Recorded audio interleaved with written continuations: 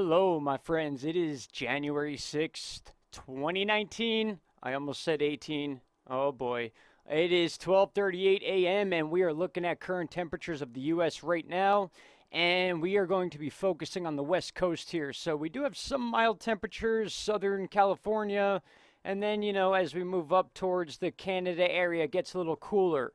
The reason being, not for the temperatures, but the reason that we are talking about this is because of the rain situation going on. We're basically in day 2 of Los Angeles being saturated. In fact, I'll show you this real quick. This was put out by AccuWeather.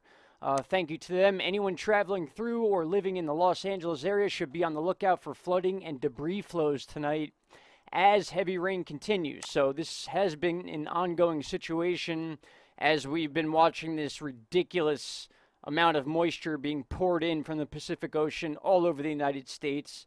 It's actually 2 separate areas it's coming from. It's coming from the western Mexico region up through Texas in some cases, and then in other cases we have it coming down through the Washington, Oregon, Northern California area, which is a little cooler based on the fact that it's near Alaska, and Alaska with that little anomaly going on that's kind of messing with our jet stream a little bit. But one thing that is good is that the cold dip has left the Northeast, and we lucked out a little bit with this system that is moving out now. But with that said, we have a few systems that we really need to pay attention to that are going to be pushing into the west and then eventually making their way to the Northeast, one of which looks to be a pretty significant chance of a snowfall, a decent snowfall, possibly a named storm. I'm not going to go as far as naming it yet, even though it would be called Winter Storm Gia. That's Gia. But if we backtrack a little bit here, we could see kind of what went on yesterday into today. You could see how it moved in on 2 different areas, came in this way and also a little bit this way. But that lower pressure system has kind of been pushing this moisture upwards. As you could see there, it's moving up and then kind of hooking over. So it's going to be a little more chilly up in this area. Could produce some snow in the Dakotas, areas of that nature. And if the moisture makes it to the Great Lakes and the temperatures are right, then yes, of course, we will be dealing with a snow situation.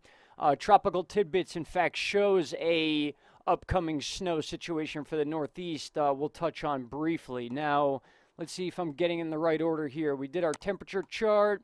Thank you to weathernerds.org for this chart, as we can see a little bit more of where this moisture is coming from. Like I said, those anomalies we were talking about a few days ago that are pulling up through the Baja and then basically into Southern California, and then we got LA right there just getting slammed with the rain. The rain in LA should at least taper off soon, but like I said, this is one of many waves that is making its way across the U.S. So basically, when you see things like this, where the highest rain rates are going to be in Northern California and then the Oregon, Washington area, that's a little rare because usually you see those high rain rates down in the southern states where it's warmer and the moisture tends not to be cold enough to become snow. When you see the blue, then, that's a different story. So, again, here we are on the COD chart. Same situation. You could see the system that just moved off into the Atlantic, and then this big rain system moving in now. But the main thing I wanted to show you is what's to come after that. Now, if you guys remember, Winter Storm Fisher was caused by one of these low pressure systems, and that is what dropped snow in deserts. So Winter Storm Fisher brought a rare blanket of snow to parts of the Arizona and New Mexico desert, coating cactuses and cactuses. I'm not sure exactly how you pronounce the plural of cactus. That's very interesting. And turning the landscape into a winter wonderland. That's Tucson, Arizona. 6 inches of snow. We actually did a little update on this. They had some more snow earlier in the week, but this is becoming a trend. So that's pretty interesting to see this dusting of snow all over the desert. You could see here on our county by county chart, the entire west part of the U.S. is just a complete mess. Winter storm warnings all over the place as we have the cold dip in the jet stream once again. And now on to tropical tidbits, because what I really want to show you are these waves that we are going to be expecting. Now, let me line this up here so we could see. We'll get to current time. And there we go. So we'll backtrack. This is what we're dealing with right now. See, as you can see, the low pressure is being pushed up through the Baja into Southern California.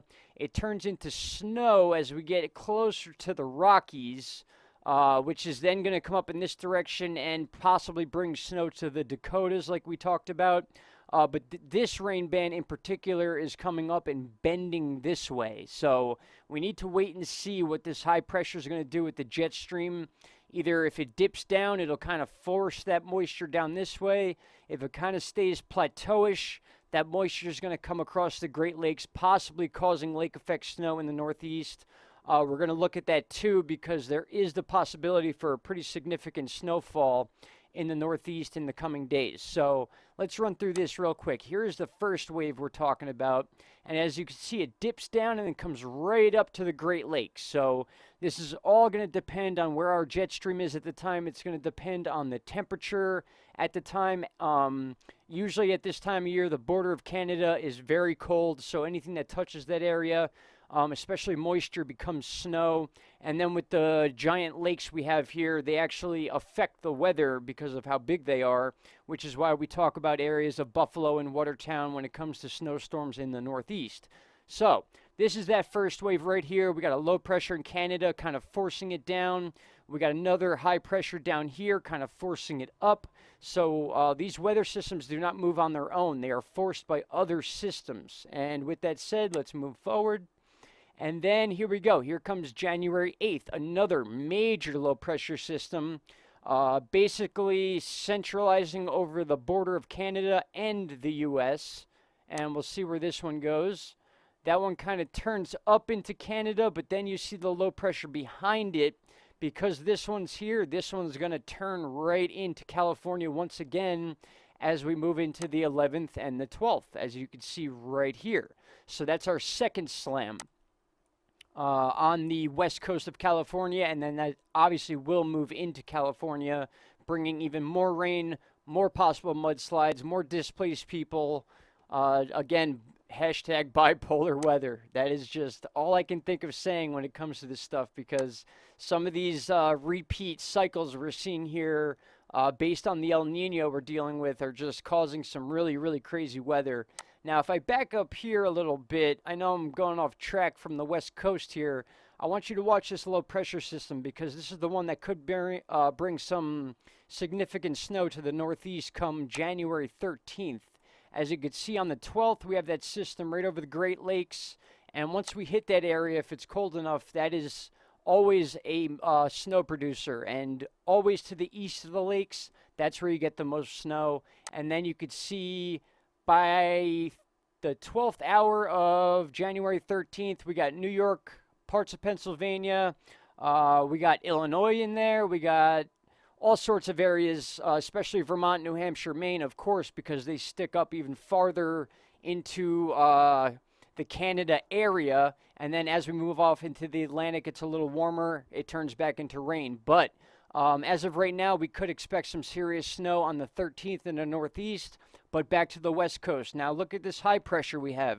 This high pressure is going to force this moisture straight into Northern California and then again Washington and Oregon. And it's going to come right over the Rockies. It's going to become a snow situation. And then again, it's all going to depend on the jet stream as we move past 5 days. We really don't know what's going to happen. All we can do is look at the data we have provided. Here is that wave now. It becomes a low pressure, dips down into Southern California, and then comes up into the Rockies. The blue you can see here is snow. Big low pressure system up by Alaska, which is kind of allowing weather to wrap around it and then come underneath it. But with this high pressure system here, it's pushing it into the U.S. So let's move forward some more. And now we could see this low pressure even whips some moisture down into the states, even though it's way up by Alaska. And we'll move forward again. We got a low pressure system that comes out of the Baja region across Mexico and Texas. Textbook, just like we saw last week. We could watch that come through. That is seriously going to produce some severe weather in Texas. And again, With the El Nino, the tornadoes could be an issue here. That is something I will be talking about later on. As we get more data and accurate stuff we can talk about. I don't want to make any predictions on tornadoes or anything like that when we're talking about January 17th, when we're 11 days away from that. So basically, I'm just giving you a visual of what to expect and a basic cycle of what we've been seeing. So if I back up here and you follow the lows and highs, you can kind of see it's like a repeat cycle. It's those lows coming in from the west. Some get pushed down by high pressure systems. Some stay across the border, which then tends to cause lake effect issues. And then as we get into the 14th and then the 15th, we could see this low pressure system is whipping down the moisture into the U.S. And then the 16th, and then the 17th, 18th. And I don't like going much more past this area, but we can just still see the same exact lineup as we've been seeing for the last couple weeks. So in my opinion, I don't expect things to change in the near future. We're going to be dealing with the West Coast getting hit with moisture. It's going to be something they're going to have to deal with. It's not going to be fun. There's going to be a lot of mudslides, a lot of saturation. As the ground is usually dry, it sucks that water up so quick. And then once it's full, all it does is puddle on top. It's not like the same type of soil we have here in the Northeast that it just absorbs and, you deal with more mud, not mudslide. So definitely got to keep an eye on the West Coast. So with that said, I'll let you go here, but just keep an eye on this system here because even though you're seeing colored moisture here, a lot of people think that means rain. But when you get to the county by county chart, you could see it's cold enough that these are winter weather warnings. We're talking snow, higher elevations. Obviously, the Rockies are always in that situation.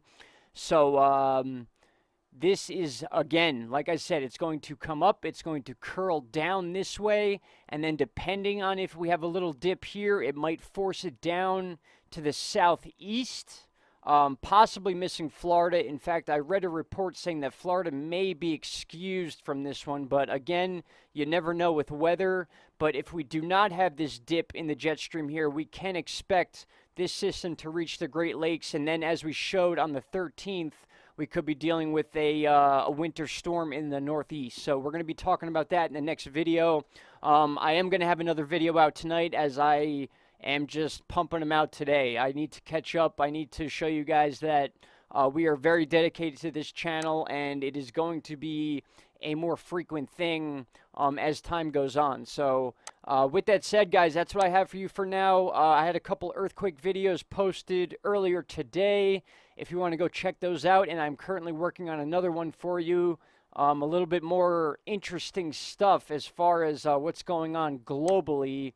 You can thank Caroline for that. She comes up with some of the greatest stuff we post on here, and some of it is very, very intriguing. So with that said, guys, West Coast, hang tight because you're just going to deal with some situations you're not quite used to put it lightly. So, just stay safe, hunker down, maybe buy some extra water in case it's hard to travel, things of that nature. It's not going to be anything brutalizing to the coast or anything like that. It's just going to be rain and a lot of it in an area that does not expect rain. And then once it reaches that Colorado Rocky area, it's cold enough to where we're going to be seeing a lot of snow, and then it's going to be moving its way to the Northeast. And guys, that is the definition of winter for you. So, all right, guys, we will talk soon. Thank you for listening. We appreciate every single one of you.